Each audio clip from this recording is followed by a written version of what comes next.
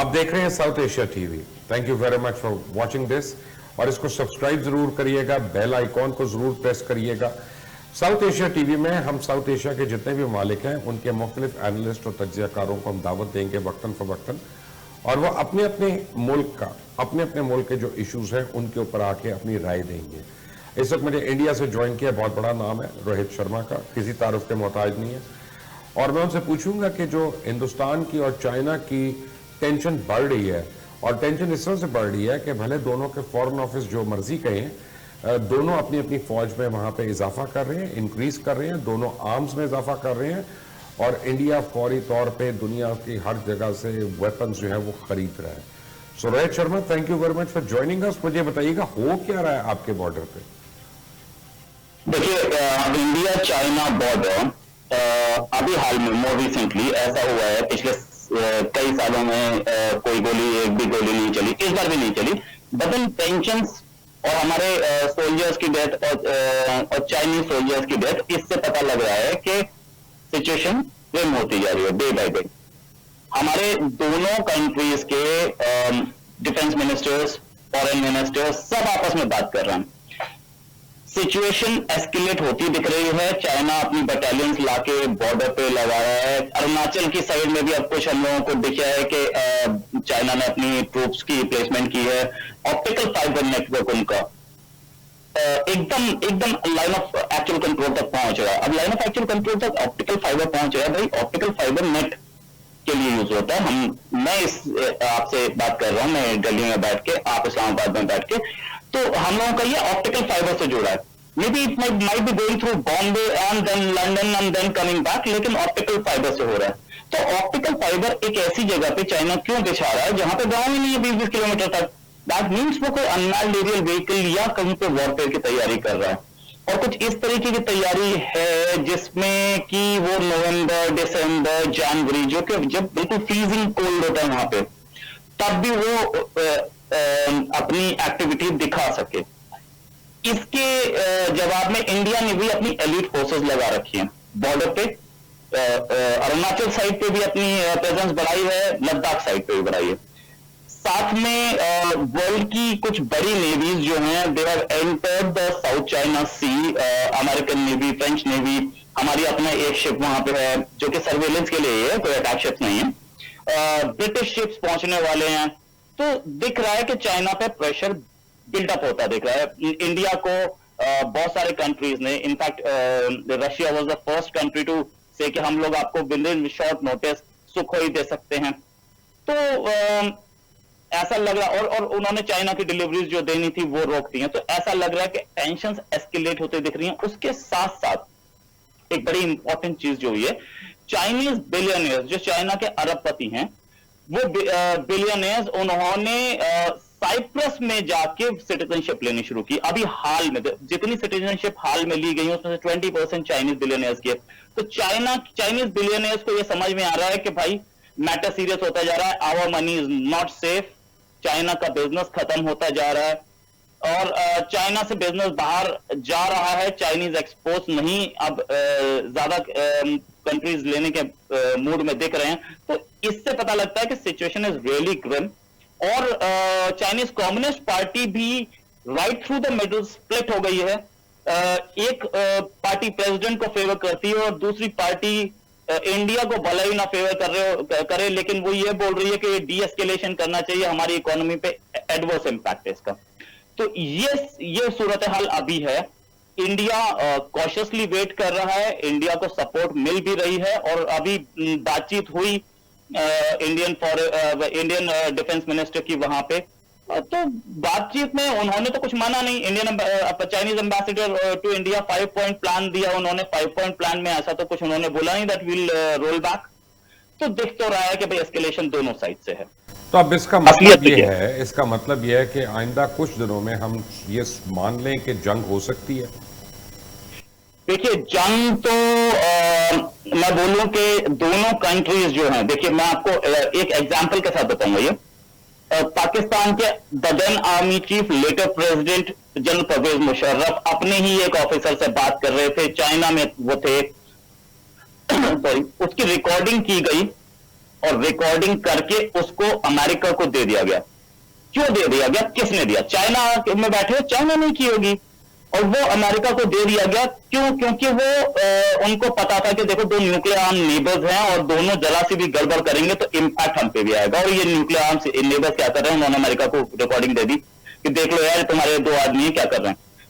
जब वो इंडिया और पाकिस्तान के बीच में जो दो न्यूक्लियर आर्म नेबर्स हैं, उन दोनों के बीच में एक वॉर नहीं चाह रहा था, तो अब क्या वो चाहेगा कि इंडिया और चाइना के बीच में वॉर हो, जो कि दोनों न्यूक्लियर आर्म है, दोनों का न्यूक्लियर डेटरेंस सॉलिड है। May be they have higher number of nuclear deterrence, India has lower numbers, लेकिन दोनों के पास क्रेडिबल डेटरेंट है। क्रेडिबल डेटरेंट का मतलब कि वो डेटरेंट एक्सप्लोड करता है। दूसरी चीज, डिलीवरी कैपेसिटी दोनों के हाथ में है। दोनों के मिसाइल्स जो हैं एक दूसरे को टच करते हैं, वहां से यहां आएगा कोई मिसाइल, यहां से वहां जाएगा, दोनों तरफ से डिलीवरी एकदम परफेक्ट है। सो क्रेडिबल डिटरेंट जब आपके हाथ में है, दोनों कंट्रीज के हाथ में, तो चाइना इतना बड़ा रिस्क नहीं लेना चाहेगा, और दिख भी रहा है कि वो इतना बड़ा risk just putting a pressure अपनी इंटरनल पॉलिटिक्स की वजह से। माओ से तुमने भी ऐसा ही 62 में कुछ किया था, तो इससे आगे एस्केलेशन होगी, चांसेस बहुत कम है। जिस समय आपके बिलियनर्स, पहले तो पैसा जा रहा था, अब आपके बिलियनर्स दूसरे कंट्री की सिटीजनशिप लेना शुरू हो चुके हैं। आपकी इकोनॉमी अगले 3 साल में कुछ बड़ा होने वाला चाइना के अंदर, इसके इंडिकेशन सामने आ रहे हैं। आइदर ये चाइनीज प्रेसिडेंट शी जिनपिंग ये पूरा कंट्रोल में आ जाएंगे, और he might be removed this kind, क्योंकि उनकी इंटरनल पॉलिटिक्स जो पता लग रही है चाइनीज कम्युनिस्ट पार्टी है। फिर प्रॉब्लम यह है कि अगर तो आपकी बात सही है, मैं 1 मिनट के लिए मान लेता हूं कि आपकी बात सही है, तो फिर इंटरनल कॉन्फ्लिक्ट को ओवरकम करने के लिए सबसे आसान तरीका है कि एक्सटर्नल कॉन्फ्लिक्ट शुरू कर लो। फिर तो वो आएंगे, फिर तो लड़ाई होगी। ये आपने बहुत सही बोला कि इंटरनल कॉन्फ्लिक्ट को कंट्रोल करने के लिए एक एक्सटर्नल कॉन्फ्लिक्ट शुरू की जाती है, जहां पर कि आपका पूरा एपरेटस और आपके पूरी मैन पावर एक जगह एक फ्लैग के अंडर आ जाते हैं। लेकिन देखना यह भी जरूरी है कि क्या इंडिया उस तरीके से जवाब देगा जैसे 1962 में दिया था। 1962 में इंडिया ने अपनी एयरफोर्स यूज ही नहीं की। अगर एयरफोर्स यूज की होती तो we would have won the war, ऐसा बोलते हैं बहुत सारे लोग और एक्सपर्ट बोलते हैं। और अगर नहीं भी जीतते तो we would have certainly pushed back the Chinese, जैसे वियतनाम ने चाइना को पकड़ के मारा था गंदा। इंडिया ने यूज नहीं की, क्यों? वो इंडिया की प्रॉब्लम थी। और ये उस समय के लोग जो बोलते हैं कि भाई एक रिवेट हो जाती, ये हो जाता, but all those explanation problem इस समय प्रॉब्लम एक और है। प्रॉब्लम यह है कि जब वॉर होती है ना, तो वो सिर्फ 2 मुल्कों को नहीं, पूरे रीजन को अपनी लपेट में लेती है, और कभी भी उसका अच्छा इंपैक्ट नहीं होता इकोनॉमी के ऊपर। क्या 2020 में पोस्ट कोविड कोई भी मुल्क अफोर्ड कर सकता है कि वॉर जैसी चीज के अंदर घुस जाए? देखिए मुबाशिर साहब, आपने एक बहुत सही बात बोली कि 2020 में कोई भी कंट्री एक वॉर अफोर्ड नहीं कर सकता। But when you are pushed into a war, तो आपको कुछ भी बेचना पड़े, आप वॉर लड़ेंगे। अब जहां तक बात यह है कि इस अफोर्डेबिलिटी से आगे मैं बात करूं तो जो इंफ्रास्ट्रक्चर है, इंफ्रास्ट्रक्चर अगर टूटा, जैसे दिल्ली मेट्रो, अगर या दिल्ली के यमुना के ऊपर इतने सारे ब्रिजेस हैं जो ईस्ट दिल्ली वेस्ट दिल्ली को कनेक्ट करते हैं, उसमें से 3 भी टूट गए तो आपका इंफ्रास्ट्रक्चर गया। और ऐसा होता है कि दूसरे के कंट्री के प्लेन्स आपके इंफ्रास्ट्रक्चर को टारगेट करते हैं। लेकिन एक अगर ये रीजनल वॉर एक लार्जर वॉर में घुसेगी तो Pakistan is also going to be pulled in. Pakistan को भी अपने आप पुल इन हो जाएगा, क्योंकि पाकिस्तान के जो स्ट्रेटेजिक इंटरेस्ट है और बिजनेस इंटरेस्ट हैं जो कि सीपीईसी से लिंक्ड हैं, तो वो उस पर अटैक होगा ही होगा, और पाकिस्तान को भी घुसना होगा। तो ऐसे सूरत हाल में 2 कंट्रीज है कि पाकिस्तान को इंडिया अटैक करेगा तो पाकिस्तान उसका रिटेलिएट करेगा। Is that what you saying? देखिए, अब वॉर कौन करता है कौन नहीं करता है, तो सीपीईसी टारगेट पे आएगा, ये बात गारंटी ले लीजिए मुझसे, क्योंकि सीपीईसी के थ्रू ये एम्यूनेशन मूव करेगा, ये बात याद रखिएगा। वो बेल्ट, वो रोड है जिससे चाइना के, और वही एरिया है, तिब्बत की ओर से अटैक करना आसान नहीं होगा चाइना के लिए। तो सीपीईसी और अरुणाचल वाली साइड, 2 साइड से चाइना घुसने की कोशिश करेगा, क्योंकि प्लेन है, और प्लेन से प्लेन का मूवमेंट भी, एयरक्राफ्ट का मूवमेंट भी, और ट्रूप्स का मूवमेंट भी आसान होता है। और मे भी चाइना ये कोशिश करे कि वो सीपी जो रोड है, रोड के थ्रू आकर के जम्मू एंड कश्मीर में घुसने की कोशिश करे, ये भी कर सकता है। और पाकिस्तान मना कर पाएगा? बहुत अच्छी दोस्ती है दोनों के बीच में, मुझे तो नहीं लगता। मुझे एक और प्रॉब्लम एक और है, सॉरी मैं इंटरप्ट कर रहा हूं, आई एम सॉरी। मेरे पास एक अनकंफर्म न्यूज है और मैं अनकंफर्म्ड कह रहा हूं, इट इज नॉट, बट मेरी सोर्स बहुत अच्छी है। तो मुझे ये बताते हैं कि अफगान ट्रांजिट ट्रेड खोला गया था अमेरिका के कहने पे स्पेशली इंडिया के लिए। अब अफगानिस्तान से जितने कंटेनर्स आ रहे हैं जो कंधार से चलते हैं, बाय रोड निकलते हैं, होते होते लाहौर वाघा बॉर्डर से अमृतसर तक जाते हैं, वापस कोई चीज नहीं जा रही। और ये शक है कि वो उन कंटेनर्स के अंदर अमेरिकन वेपन्स हैं जो इंडिया को सप्लाई किए जा रहे हैं वहां पे इंडिया में, और पाकिस्तान के रूट से उनको भेजा जा रहा है। क्या आपके पास इस बारे में कोई न्यूज है? देखिए, ऐसी कोई इंफॉर्मेशन मेरे पास अभी तक तो नहीं है। पहली चीज, अगर ऐसे कंटेनर्स आएंगे भी तो बाय रोड आने से ज्यादा बेटर ये नहीं होगा कि उनको बाय एयर भेज दिया जाए, क्योंकि बहुत कॉस्ट है, बहुत हैवी है, बहुत लॉजिस्टिक प्रॉब्लम है वो। जब वॉर की सिचुएशन होती है तो वॉर की सिचुएशन में कॉस्ट तो कोई नहीं देखता है, ठीक है। और आपको बताऊं कि डिफेंस में आपके यहाँ भी डिफेंस एक सीक्रेट है और हमारे यहाँ भी डिफेंस स्पेंडिंग एक सीक्रेट है। कौन सा सामान कितने का मिलता है? आपको लगता है ये हम मिलियंस ऑफ डॉलर्स के हम लोग राफेल खरीद रहे हैं, इसकी कॉस्ट क्या हो? हमें नहीं पता, कुछ नहीं है ना। लोहा है और आपके ऊपर उसके ऊपर आपकी एक्सपर्टीज कॉस्ट है, और आपके पास टायर, रबर और वो है जो मैकेनिज्म आप लगाते हैं यार, उसकी कॉस्ट मिलियंस ऑफ डॉलर्स में है। ऐसा कैसे होता है? तो जब हम एक चीज जो कि 5-6 करोड़ की होगी, 20 करोड़ की होगी यार, उसको हम मिलियंस ऑफ डॉलर्स में ले रहे हैं, तो ऐसे एयरलिफ्ट करने में हम लोग अपने बच्चों को ईरान से एयरलिफ्ट कर ला सकते हैं, तो हम अपने सिक्योरिटी के लिए सामान नहीं ला सकते? अब मुझे ये बताइएगा कि बॉटम लाइन आपके तज्जिए के मुताबिक, आपके एनालिसिस के मुताबिक रीजन में कॉन्फ्लिक्ट होने वाला है या नहीं? देखिए, कॉन्फ्लिक्ट अभी तो अफोर्डेबल नहीं है, दोनों कंट्रीज के लिए नहीं है। चाइना के पास पैसा बहुत ज्यादा है इंडिया से, बड़ी इकोनॉमी है, नो डाउट अबाउट इट, लेकिन चाइना की सप्लाई लाइंस जो हैं उनको ब्लॉक करने में जो वर्ल्ड की नेवीज बैठी हैं वो साउथ चाइना सी में बैठी हैं, और चाइना को अच्छी तरह से पता है कि तेल के बिना नहीं लड़ाई होती, और तेल जाएगा उसका साउथ चाइना सी से, उसको ब्लॉक कर दिया गया है। तेल हमारे शर्मा जी, उसने अगले 4 साल का तेल रखा हुआ स्टोर करके। अरे ये पिछले 6 महीने में ले लिया था उन्होंने। वो आपने बिल्कुल सही बोला, तेल बहुत है, लेकिन जब वॉर होती है तो वो तेल बिल्कुल पानी की तरह गायब होता है, और उसकी सप्लाई लाइन से एक बार ब्लॉक हुई तो वो तेल जाना बंद हो जाएगा। आपकी इकोनॉमी भी डिमांड कर रही है जी, उनके पास गवादर से हम दे देंगे तेल, वो तो इशू ही नहीं है। हाँ, ये आपने सही बात बोली। इसीलिए मैंने आपको बोला था कि जब भी वॉर होगी सीपीईसी टारगेट जरूर होगा, क्योंकि तेल वहीं से जाएगा। अगर सीपीईसी के 2 देश तोड़ दिए तो वो बनने में 6 महीने लग जाएंगे। तो इसलिए मैंने आपको बोला था स्टार्टिंग में कि वो उधर टारगेट जरूर होगा। अगर जब आप सीपैक के ब्रिज तोड़ रहे होंगे तो हम क्या उस वक्त यहाँ पे क्रिकेट खेल रहे होंगे, 2020 खेल रहे होंगे?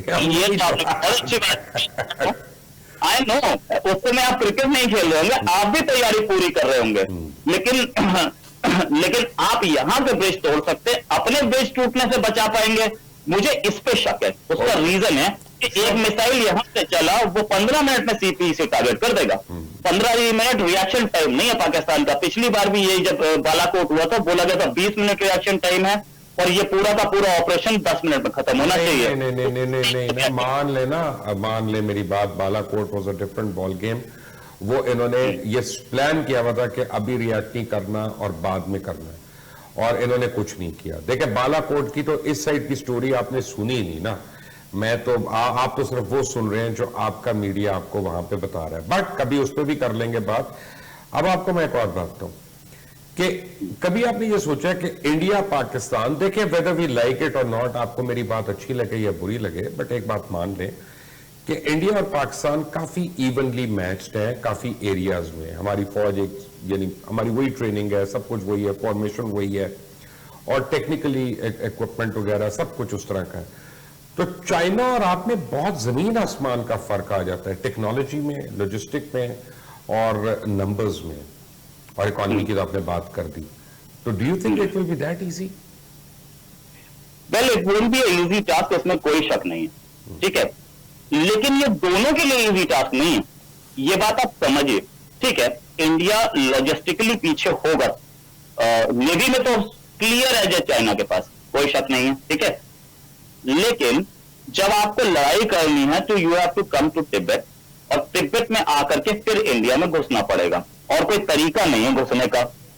तो तिब्बत में आकर के आप एक प्लेटो से लड़ेंगे, और प्लेटो में आप अपने प्लेन लाएंगे, जहां से टेक ऑफ करेंगे, लॉजिस्टिक सप्लाई आपके लिए प्रॉब्लम है। इंडिया अपने उन बेसिस से जो उसके बने हुए हैं और अच्छी तरह से ऑपरेशनल है, वहां से लड़ेगा, पहली चीज। दूसरी चीज, चाइना भी एक्सपर्ट है ठंड में लड़ने के लिए और ऐसे ऑल्टीट्यूड करने, इंडिया भी एक्सपर्ट है, लेकिन ये लड़ाई जितनी ज्यादा लंबी खींचेगी उतना चाइना प्रॉब्लम में आता जाएगा, क्योंकि चाइना को ऑल द वे अपने मेन लैंड से वो तिब्बत तक सारा लॉजिस्टिक्स लानी पड़ेंगी, सब लाने पड़ेंगे, and it is just this thing कि we have to enter Tibet, we have aerial refueller, China does not have, उसको मिले भी नहीं अब तक। ये चीज। दूसरी चीज कि अगर सीपीईसी को टारगेट किया गया, और चाइना की वो जो चाइना के जो ब्रिजेस बने हैं जो कि तिब्बत के हाई लैंड को नीचे मेन लैंड से जोड़ते हैं, अगर वो टूटे तो उनको रेस्टोर करना फिर 2-3 महीने लगता है। रोहित जी प्रॉब्लम है ना, एक प्रॉब्लम जरूर है मेरे और आपके बीच में, हमारी दोस्ती अपनी जगह, लेकिन मैं हूं तो पाकिस्तानी ना, और ये तो फायदा ही नहीं है कि पाकिस्तानी अगर चुटकी ना काटे इंडियन को तो उसको तो खाना नहीं हजम होगा ना, मुझे कुछ तो आपको मिर्च लगानी है कहीं ना कहीं। आपने चिकन नेक का नाम तो सुना है ना कि नहीं? किसका? चिकन नेक का। चिकन नेक, या आपको पता है कि चिकन नेक पे कितनी उन्होंने डिप्लॉयमेंट कर ली? आपको पता है कि वो आपको टोटल वहां से कट ऑफ कर रहे हैं, और अरुणाचल प्रदेश का जो आप बात कर रहे हैं कि वहां पे आपको एक सेपरेटिस्ट मूवमेंट का भी सामना है, और चाइना ने कह दिया ये हमारा इलाका है। So you will be fighting multiple battles, not only on Ladakh. वो मैंने जो अरुणाचल बोला था वो चिकन स्नैक की ही बात थी। अब जहां तक चिकन स्नैक की बात है, तो चिकन स्नैक में इंडियन डिप्लॉयमेंट भी सॉलिड है, और चिकन स्नैक जिस समय आप चिकन स्नैक की बात करते हैं वो छोटा सा एक स्ट्रिप है जिसकी वजह से वो चिकन स्नैक बनता है, लेकिन उसके चारों ओर नीचे बांग्लादेश और ऊपर उसके सिक्किम, भूटान एंड नेपाल। आप नेपाल को मान लीजिए कि Nepal won't support, but Bhutan is again नहीं करेगा, भूटान भी नहीं करेगा, दे आर आल्सो ऑपोजिशन।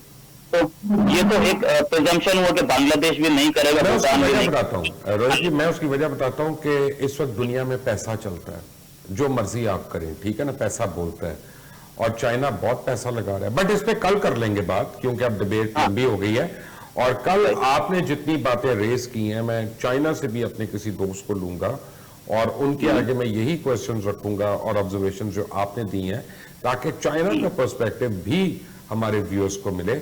और अब आपने नेपाल का जिक्र कर दिया है, तो अब आप और मैं मिलकर अपने दोस्त नेपाल से भी लेके आते हैं, और भूटान से भी, ताकि उनका भी पॉइंट ऑफ व्यू आए कि वो किसको सपोर्ट करेंगे और किस तरह से सपोर्ट करेंगे। But thank you very much for joining अस। आप देख रहे हैं साउथ एशिया टीवी, इसको सब्सक्राइब प्लीज करें, इसको बेल आइकॉन प्रेस करें, और इस वीडियो को इतना शेयर करें कि लोगों को पता चल जाए कि एक हमने ऐसा प्लेटफॉर्म बनाया जहां साउथ एशिया के तमाम ममालिक और उनके एनालिस्ट आके आपको एकेडमिक तरीके से आपको अच्छी एक तज्जिया दे सकते हैं, एनालिसिस दे सकते हैं। कोशिश हम करेंगे कि ज़्यादा उर्दू और हिंदी में हो, लेकिन जहां मजबूरी है कि अंग्रेज़ी, तो वहां पे अंग्रेज़ी में भी हमें करना पड़ेगा। बट अगर आप इसको सब्सक्राइब करेंगे, बेल आइकॉन प्रेस करेंगे, तो मज़ीद अपडेट्स आप तक रेगुलर आती रहेंगी। अल्लाह हाफिज़।